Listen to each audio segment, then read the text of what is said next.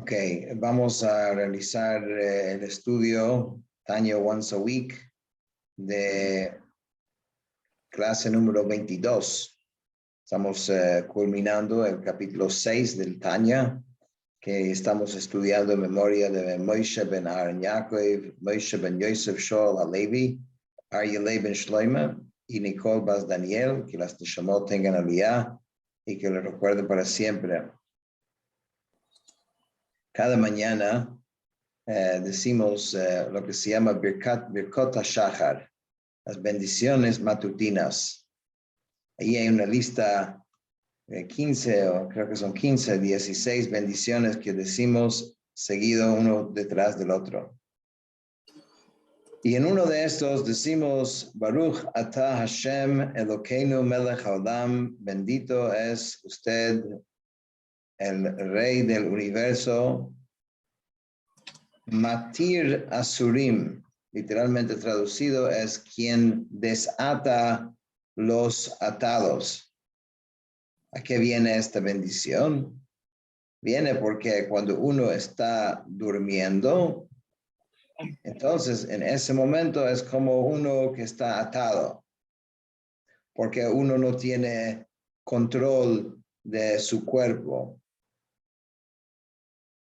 Cuando uno se levanta, de repente puede hacer movimientos conscientes, y por eso decimos Matir Asurim, el que desata aquel que estaba atado. Pues esto es lo que está, es una de las bendiciones. Ahora, es significativo y vamos a tratar de utilizar esto, el entendimiento de estas dos palabras, para poder avanzar en el punto que el autor del Tanya, va a hablar el día de hoy. La palabra matir significa desata o desatar. La palabra asur significa que es atado. Correcto, eso es lo que dijimos. Matir asurim. Muchas veces uno puede oír a la gente hablando de las cosas que son prohibidos y las cosas que son permitidos, diciendo que eso, tal cosa, esto es asur, es prohibido, no puedes hacerlo. O dice, esto es mutar, es permitido. Entonces es interesante que la misma palabra en hebreo para atado, que es asur, es la misma palabra que decimos prohibido. Y la misma palabra que es mutar, que es permitido, es igual a desatado. ¿Me siguen? Interesante. ¿Qué tiene que ver prohibido con atado? ¿Y qué tiene que ver permitido con desatado? ¿Por qué decimos la misma palabra?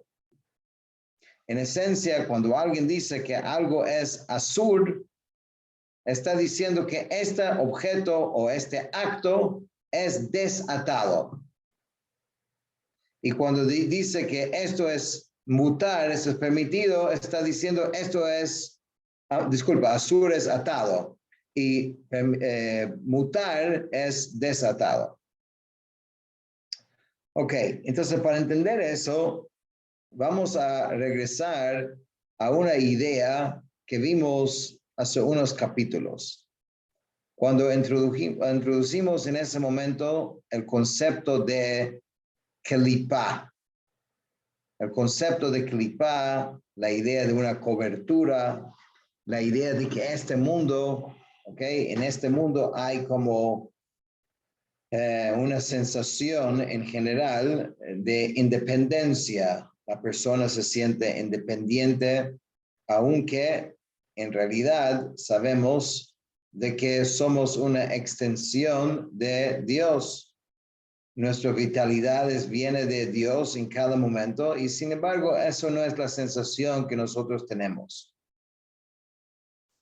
Ahora, eso es debido a que hay como una cobertura, hay una kelipá, ¿no? Hay una concha que cubre y no permite a nosotros sentir la realidad que hay en este mundo.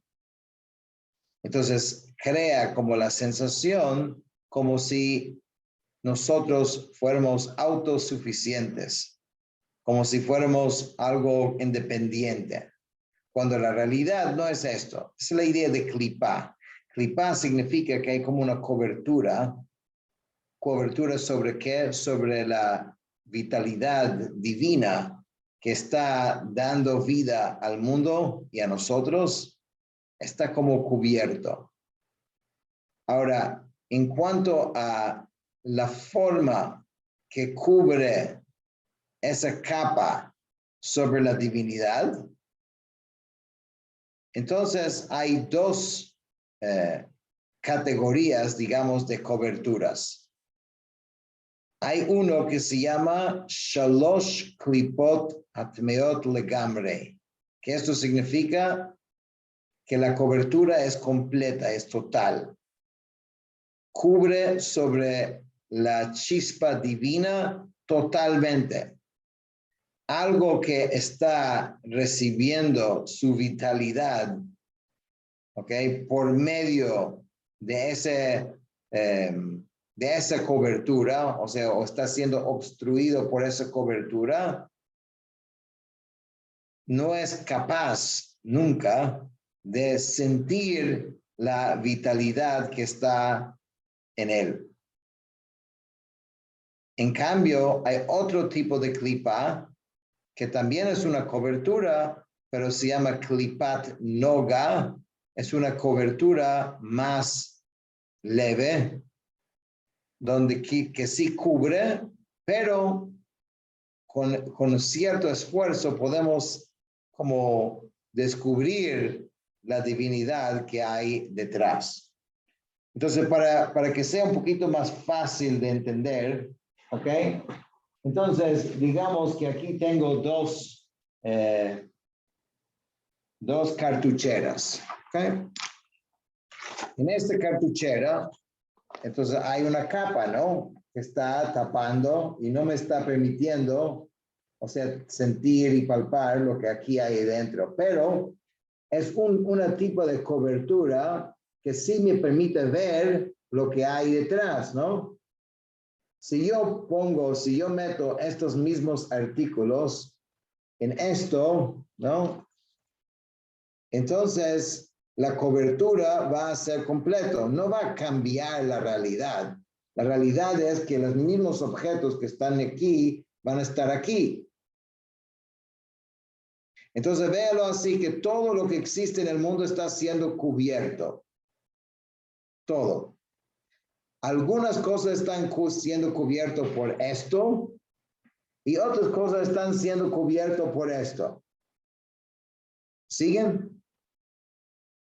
Entonces, cuando la Torá nos viene y nos dice, esto es prohibido, en esencia, ¿qué es lo que nos está diciendo? Nos viene a fastidiar, nos viene a simplemente quitar el placer de este mundo, de disfrutar de algo que es bueno. No, es simplemente Hashem informándonos algo acerca de esa creación, de ese acto, y nos está diciendo que todo tiene chispa divina. Detrás de todo hay divinidad, hay vitalidad divina. Detrás de todo, absolutamente todo. Solo que Hashem nos está diciendo que eso está tan cubierto y tan tapado que tú jamás vas a poder descubrir la vitalidad que hay en ello. Está como atado, está como, digamos, condenado a ser así. Así que mejor no toques esto. Porque si vas a tocarlo, nunca vas a descubrir el bien que está ahí, y más bien la cobertura es lo que te va a atraer, y vas a ver todo lo que vas a percibir es la independencia que hay en esa cosa, y vas a terminar más bien bajando de nivel en vez de subirlo. Por eso ya están viendo un poco cómo prohibido y atado están relacionados, ¿no? Es prohibido porque es atado, ¿no? Esto es prohibido porque está condenado, es atado completamente a ese clipa. No hay forma de descubrirlo, no hay forma de ver, no puedes acercarte, mirar mejor y vas a ver lo que hay detrás. Entonces vas a quedar siempre viendo la independencia de ese objeto. Ojo, no quiere decir que esto no tiene divinidad, claro que lo tiene, todo tiene divinidad. Entonces, porque está atado o cubierto o condenado, por eso es prohibido. Y porque esto es desatado, ¿ok? Por eso es permitido, porque al usarlo correctamente, vas a poder descubrir y encontrar la divinidad y Dios que está en ella.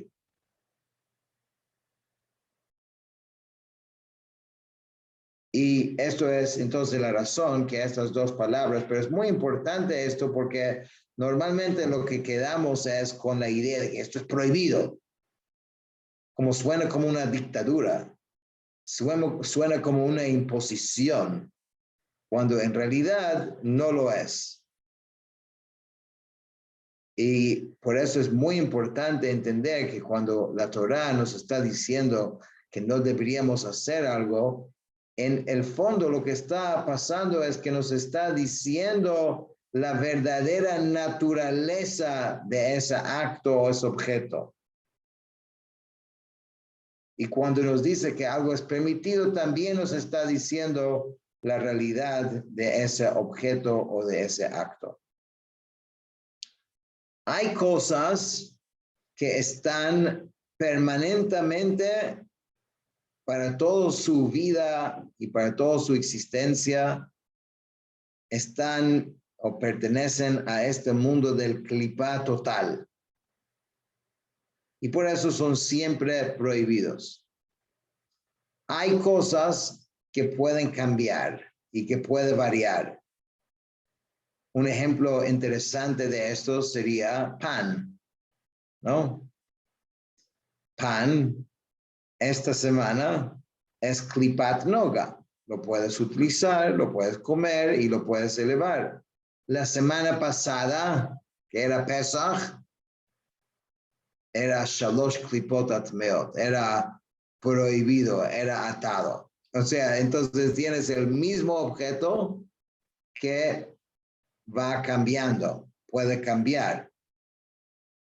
Esto está muy relacionado con lo que nosotros estábamos hablando la semana pasada, que todo en el mundo tiene que tener una vitalidad y la vitalidad que recibe puede ir cambiando. Hay cosas que Hashem los condenó completamente, hay cosas que los dejó bastante desatados y hay cosas que va a depender de uno y de cómo los usa y puede cambiar entonces la naturaleza de ese mismo objeto o acto, de tal forma, como dijimos, que dos personas pueden estar haciendo el mismo acto y para uno es totalmente atado y prohibido y para el otro no lo es. Pero todo partimos de la idea de que no hay nada y no hay nadie que esté independiente y no esté recibiendo su vida de la fuente de la vida. Aunque no lo siente, aunque no lo crea, aunque no sea, pero eso es la verdad de toda la creación de Hashem. De que si existe, tiene que tener algún tipo de vitalidad, vida que lo hace existir. Claro que no es igual la vida que hay en una roca que la vida que hay en una persona. ¿Correcto? Es distinto. Pero una roca también tiene vida. Porque si existe, tiene neshama, tiene vitalidad, tiene algo, un espíritu.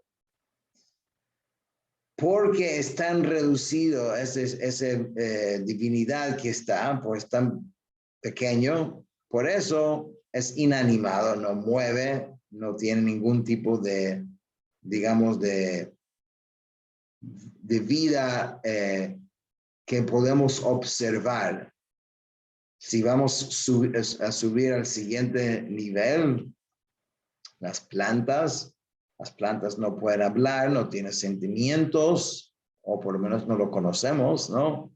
Capaz que sí, ¿no? Pero sí se puede observar vida en ellos.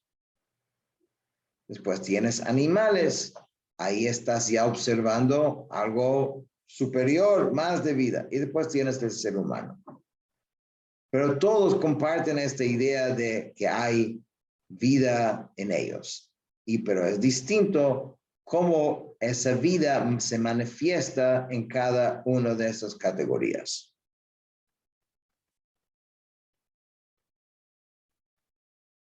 Entonces, en cuanto a las cosas que ya están predeterminados, no hay mucho que hacer.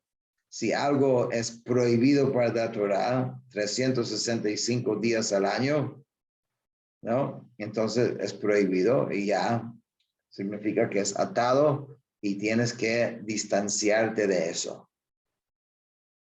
Pero si hay algo que es, digamos, desatado, si te acercas a ese objeto o ese acto o lo que sea y sigues las instrucciones, puede ser que descubras en ello Hashem y empiezas a ver la divinidad que hay. Pero si no, si simplemente si no sigues las instrucciones, lo que va a prevalecer siempre va a ser la materia, va a ser la clipa de Sitra Achara y te va a parecer completamente, digamos, independiente. Interesante, hay un cuento que una vez leí, recuerdo, creo que era con el papá del Rebbe, que en una oportunidad estuvo viajando y se quedó en la casa de alguien y cuando iba a acostarse en la noche en la cama que lo prepararon, el dueño de la casa notó que el Rebbe, como el papá del Rebbe, no, como que no quiso acostar en esa cama. Estaba muy incómodo, o sea, había preparado, no sabía qué, pero finalmente él preguntó de dónde había sacado la almohada, o creo que o la sábana, de dónde era, y resulta que lo había pedido prestado de un vecino que aparentemente era un idólatra. No hay ninguna prohibición de acostarte en una sábana que es propiedad de alguien que hace algo mal. No hay ninguna prohibición y ninguno de nosotros jamás vamos a poder percibir si en la sábana o si en la almohada hay esto, pero tzadikim sí perciben eso. Pueden percibir la energía que hay en cada cosa y pueden ver lo que es. Entonces, para una persona de ese nivel, este tema es algo real. No es algo hipotético, no es algo así de la ambigüedad, sino es algo real. Y esto es una de las cosas, creo que fascinantes que yo empecé a percibir en la pandemia de toda cosa mala uno aprende algo, ¿no? De repente vemos como un mundo entero está tratando algo invisible, algo de que es mínimo, ¿no? Que no se puede ni ver con el ojo, pero está tratando con una realidad, con reglas, con normas que hay que hacer, que no hay que hacer, y si pasa algo, entonces cuánto tiempo tiene. La verdad es que uno se queda tan impresionado porque cuando uno estudia la Torá, hay toda una sección que habla de las leyes de pureza e impureza, ¿no? Y suena muy parecido a las reglas del CDC, ¿no?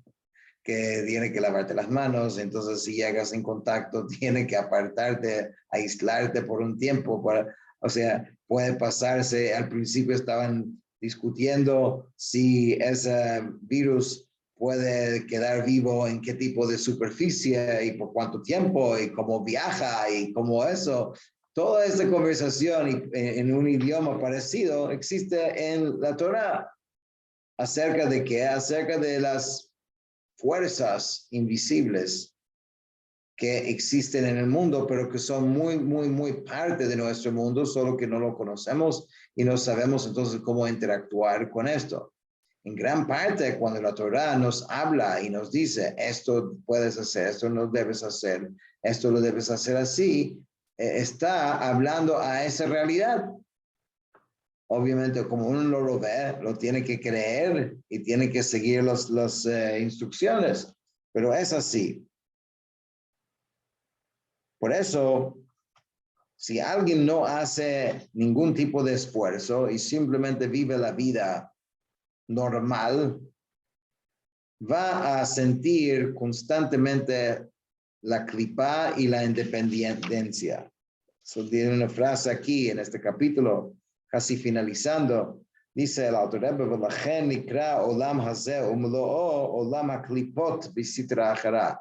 por eso este mundo se llama el mundo de las clipot y del otro lado, porque la disposición natural de los seres, o sea, físicos, ¿no?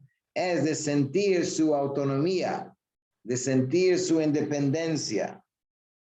Eso es lo que va a pasar por predeterminado.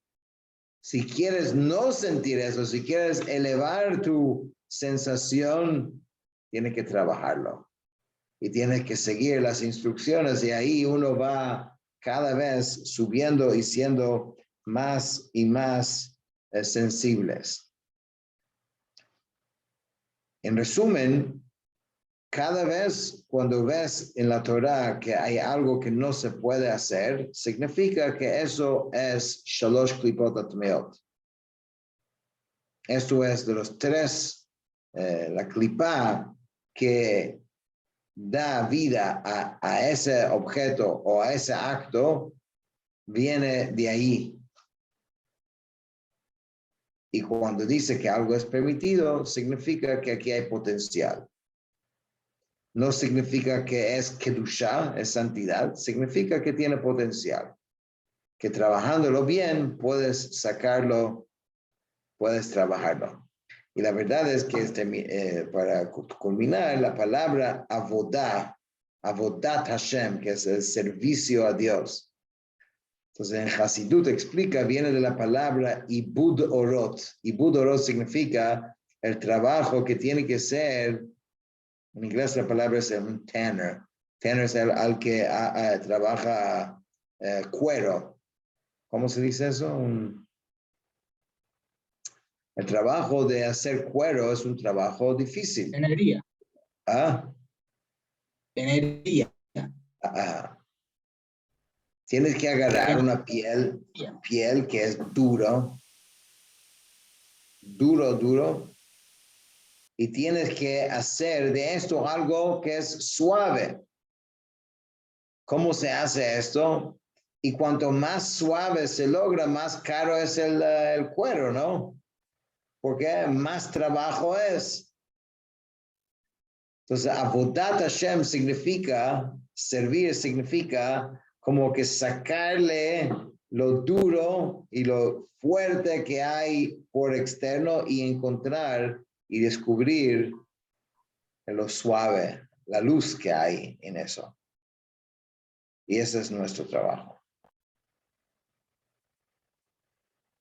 Bueno.